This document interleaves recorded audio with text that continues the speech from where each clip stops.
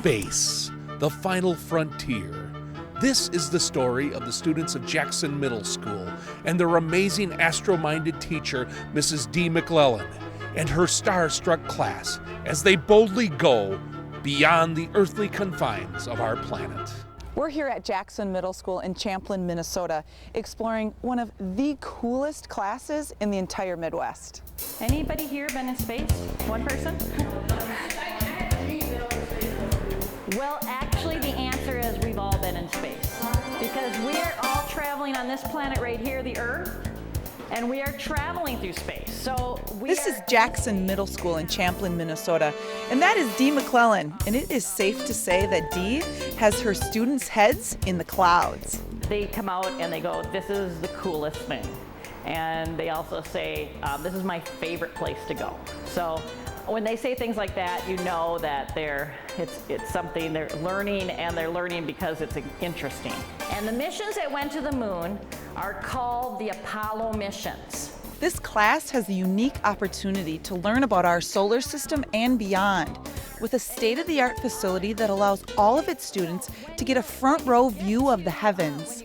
To get kids that don't like to read engaged and involved in something they're really excited about, we'll come out here and Dee will show them all the things that she can do out here and all the things that can involve space out here. Gets kids excited about wanting more information. And now where do I get more information? Well, books contain a lot of this information. It gets kids excited about reading and excited about education. So bring your eye right up. And there's black spots. We're standing inside of the dome where we have our telescope. And with the telescope, we can see not only at night, but during the day, because we have a solar filter, which means you can look at the sun safely. I see these three tiny little, almost look like little dirt marks. Wow, this is cool. Since I was a kid, I was always told not to look at the sun, but with the aid of a very strong filter, I was able to explore it with my own eyes. This is a wonderful tool for students to be engaged in learning, not just reading about it and not just listening to a lecture, but to actually be doing work and having an experience and even doing science projects themselves. Have you seen a change since before this kind of resource as a teacher and now?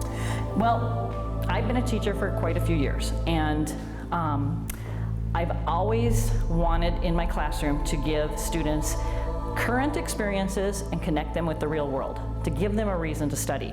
This Eye on the Sky is the Midwest's only handicap-accessible observatory, and on certain nights, the public is welcome to come and view the night skies.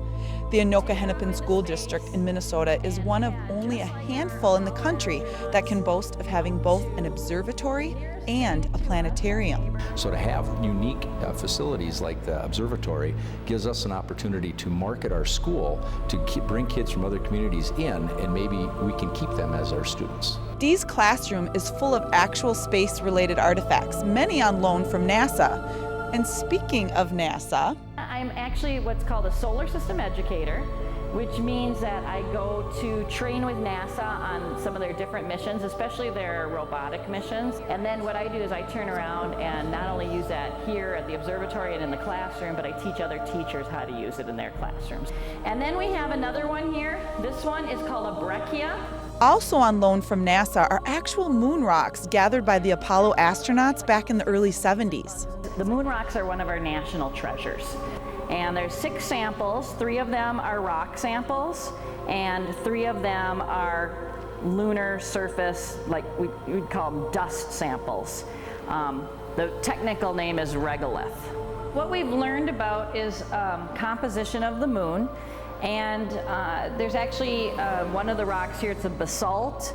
And if you look at the moon, you'll see these dark areas, and that is what you're looking at. You're looking at basalt, which is made from a lava rock, is basically what it is, an igneous rock.